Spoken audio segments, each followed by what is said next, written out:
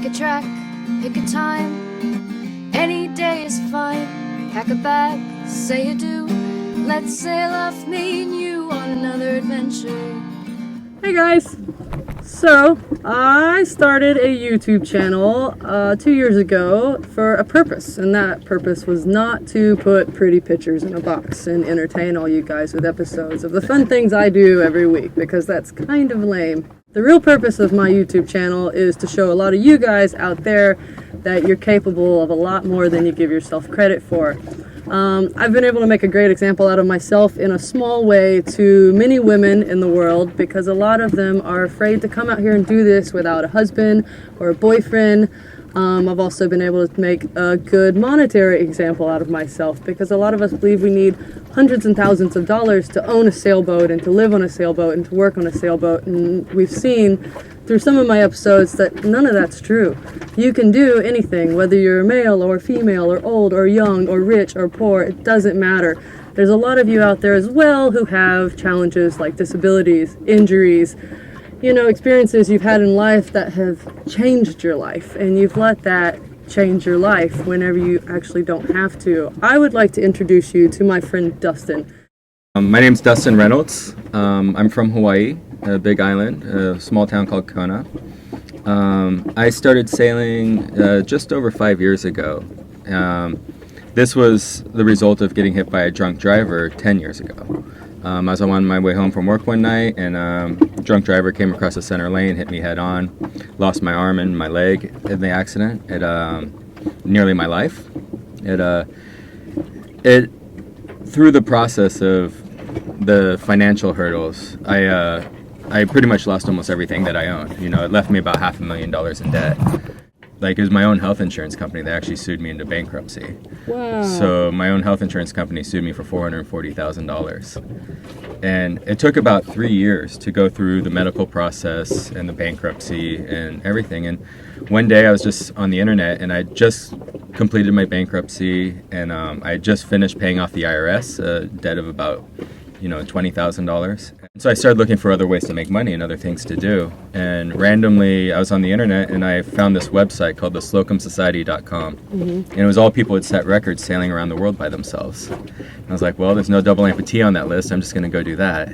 And sure, that's what everybody would do in that situation. Of course. So I sold my two businesses, and I bought a $12,000 sailboat, 1968 Allberg. And I learned to sail off YouTube and reading a few books, and I spent 1 month sailing around Hawaii, and then back in June of that's real single-handed sailing. Yeah, real authentic single-handed sailing. Sorry to interrupt. It's okay. Yeah, no worries. And so I did a 1 month trip with a friend around Hawaii, and then I set off on my own to be the first double amputee to sail around the world. Wow, and you've just about made it there. You're getting really close. You started in? Yeah, I started in Hawaii, and now in the Southern Caribbean. So all I really got left to do is the Panama Canal and back to Hawaii. That's so amazing. It's pretty close. I could be back home in 2 months if I wanted to. That is amazing. You started sailing with one leg and one arm. So what were some of the hurdles and things that you remember being challenged by, and how did you work through them? I think the biggest hurdle of all of it and frustration is time. Things that would have taken me minutes with two hands sometimes take hours, and thought and duct tape and tons of swear words. And sometimes you don't have the correct swear word, and so you got to stop and think for a minute. And then you got to, duct tape something or tie something up just so something to act as another hand. Yeah. And and even now, even just cruising around, the people that are sailing and doing these things are couples usually, and both with two hands. And so when they're cooking and cleaning and doing dishes and then doing boat work and then everything else, I'm doing all of that by myself with one hand. And so it's a constant struggle to keep up with everything. I bet it is. I can only imagine. I had a very, very small hurdle, which a lot of the YouTube people saw with the boat accident, and I had to figure out, and I was very, very challenged by that. It was challenging physically and mentally, because it's the time and everything that you can't accomplish with the other hand, and it starts to wear on you. And I think a lot of us find ourselves in a downward spiral where we're focusing on the negative and we're not being able to turn around and focus on the positive and what is still there and what we can do with what's left and how fortunate we are to have what's left. You learn a lot in experience for sure getting out there. It's like I say a lot, at some point in time we didn't know how to ride a bike, and at some point in time we didn't know how to drive a car. But now we don't think about it. Most of us get on a bike, we jump in a car, we drive to the grocery store, and we don't think twice. We just do it, and it's like breathing. And that's like pretty much everything out there. There's a lot that we don't know how to do, we don't know how to accomplish, and we can't figure out the way. But if we just start taking the steps, it's like going up a staircase. You just start at the first step, and eventually you're at the top, and you don't really think much in between. That's everything in life. Other people's realities are not your reality. You're the only one that can create that. Yeah, learning to sail on off anchor was a big thing, because for about 1 year out of the 5 years I've been sailing, I haven't had a motor.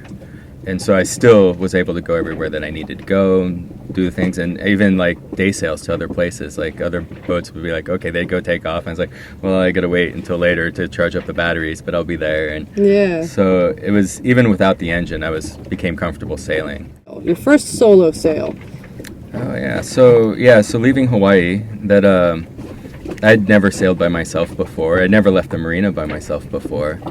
And then I got out to sea, and sailing south, like along the island, I actually hugged the coast of Hawaii just to keep in cell phone range, because at the time I had no communications at sea. So I had no satellite communications or SSB or anything. So I had that tether still as I went down the coast of the big island, and saying goodbye to friends and family and stuff, that people that weren't there, and then also kind of keeping that leash, to society. And I remember just as I was leaving South Point, Hawaii, a big squall hit, and so I had to run out and reef the sails, and and by the time I got back on the boat, the cell phone coverage was gone. I was like, I'm alone now. This is it. Next stop Palmyra, which was 1,000 miles away. But then it was a nice, easy trip to Palmyra, actually, and it was still one of my favorite stops. It's just this amazing nature preserve, and I would recommend anyone who can go there to go there. I do have one really tough trip that I did from when I was in Bali. I got towed back into Bali 3 times. So I was going to try to sail 1,100 miles to Malaysia, and I couldn't get 5 miles out of Bali without getting towed back in. Oh goodness! And the one that really shook me, because it was always in my head that, okay, I don't need the engine and transmission, I could sail, but my forestay came down, and so I was... And the mast stayed up? Yeah, the mast stayed up, thankfully. But I heard this big bang, I look up, and the forestay is limp because it was still being held up by the halyard for the, for the furling sail, So, and then it took maybe 30 seconds for that to chafe and come down. And so I put another line to, tension the mast. Mast forward, yeah. I was never worried before with the engine, but then the idea that the mast could come down as well, and I couldn't sail and didn't have an engine, it shook me a bit. And the 4th time I left Bali, I had this this Hindu blessing done on my boat. And, they put these flowers everywhere and did a chant and stuff. And there was 4 levels of the blessing, and I got the 3rd level, which was the 4th one was the one with the live chicken being sacrificed on the boat. And I didn't really want to have this chicken sacrificed on the boat. Yeah. But if I got towed in one more time, that chicken was going down. And, what are the things you've seen along the way that you wouldn't have gotten to experience if you maybe just you made an excuse instead of a reason to do something? I think this has spanned out over a year. Yeah. So when I turned 40, was in Sri Lanka. Amazing place. I had just left the Andaman Islands to get there, which was also another incredible place. And then stopped in Chagos, and then Madagascar, Mozambique, South Africa, went around the Cape of Good Hope. And then I flew to Chile and joined a boat to Antarctica and back, and did Cape Horn on the way back. Wow. And then crossed the Atlantic to St. Helena, and then turned 41 in Ascension Island. And so Ascension and Chagos, more people go into space than go to either of those places. Palmyra's on that list as well. They're very, very untouched. These amazing nature preserves. And almost nobody ever gets to go there. And I knocked 3 of them off the list in 1 year. Oh, two of them off the list in 1 year. And did the Cape of Good Hope and Cape Horn and Antarctica, the Drake Passage. And it was just like, it was the best year of my life. I got to see so many amazing things just in 1 year, and all of them because of sailing. That's when I was kind of pinching myself and like, hey, this is my life now. And so that is wild. That is awesome. This is very inspiring. Aww. I'm very inspired. And I hope all of you guys are very inspired, because you should be. So remember, if you're out there and you have a boo-boo or something that hurts somewhere, you can't let it stop you from having experiences like sailing to Antarctica and Bali and living your life, because one day we're not going to have the opportunity, not to be on a negative note, but while we have the opportunity, we have to take advantage of it. We have to get out here, we have to jump off that cliff into the water, we have to jump on that sailboat and go sailing, we have to jump on the motorcycle and ride. We have to be smart and put helmets on when we do those things.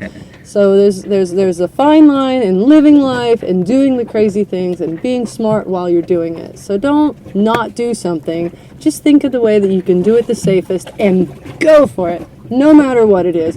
Go for it, do it, live to your fullest, and learn from it. And as I've said before, if you trip and you fail and you get towed back in, or you have to start all over again, you will learn a lot more by having a small failure, overcoming that. You learn a lot about yourself, and you learn a lot about whatever has broken or failed or fallen apart on you. You learn maybe how to fix something. That experience in itself is positive, whether it seems negative whenever it approaches you and when you're having to deal with the negative parts of it. It's positive because it's going to take you further in the long run, no matter what the circumstances are. And does anybody else have any more questions, any thoughts, anything before we close up with the magnificent Dustin? Are you aware of the effect that you have on the people that you meet? I've heard it a lot, yeah, and it's even like, I mean, this isn't intentional by me, but people will even say that they get shamed into doing things because they'll be like, well, Dustin did it by himself with one hand, so I guess we gotta go. So it's not my intention in any way to do that, but it is kind of funny. And but yeah, and I hear a lot from other sailors when they're doing things, they're like imagining how I do it, and really, like, I don't think it's that tough. It's frustrating, just like I said, with the time issue on things. You know, things just always take me a bit longer, but overall, sailing's really not that difficult, I don't think. And so it, you know, working in an office would be a lot tougher on me than doing this, so, and probably more frustrating. So. I would agree. Yeah. I definitely agree on that. Any words of wisdom for young whippersnappers looking to get into sailing and traveling the world? Oh yeah, don't listen to all the old guys at the bar. They're gonna tell you a million reasons why you shouldn't go. I met a sailor who was blown up in Iraq when I was in New Zealand. He spent like 6 months in a coma, and he sailed an engineless Cal 27 from Washington State to New Zealand, all through Pacific Islands, everything. Insane. He sailed on off anchor everywhere he went, sailed right into marinas. When I first started like talking about sailing around the world, people always said, oh, well, you need a certain type of boat and certain safety equipment, this and that, and most of that stuff you don't really need. The factory plastic boats all over the world, and all the old timers will tell you, no, they can't do it. And yeah, they can. Yeah. And so, yeah, that would be my recommendation, is just go. Just go. Just get on the bike and ride. Yep. Another small thought I'd like to throw in that I've noticed in talking to a lot of new sailors and people who just got boats, they're very hesitant to trust their own intuition. They're very hesitant to just, they think they haven't had the experience to do something, but you have an idea, you have a feeling in you that will tell you what's smart and what's not, and what's right and what's wrong, and you can do reading and research online. But the point I'm trying to make is trust yourself, trust you, trust your own intuition, do your research, and just do it. Just do it. Just do it. Just go. Just sail. Just jump in the water. Just do all the things that you want to do that you can think of and imagine. And we're just about to get rained on, so I think we're done. I think we're done for today. Thank you guys all very much for watching another adventure and meeting Dustin. Jump on in, grab a line. The water's feeling fine. Catch a fish, maybe two. Let's sail off, me and you, on another adventure. On another adventure. Let's sail off, me and you, on another adventure.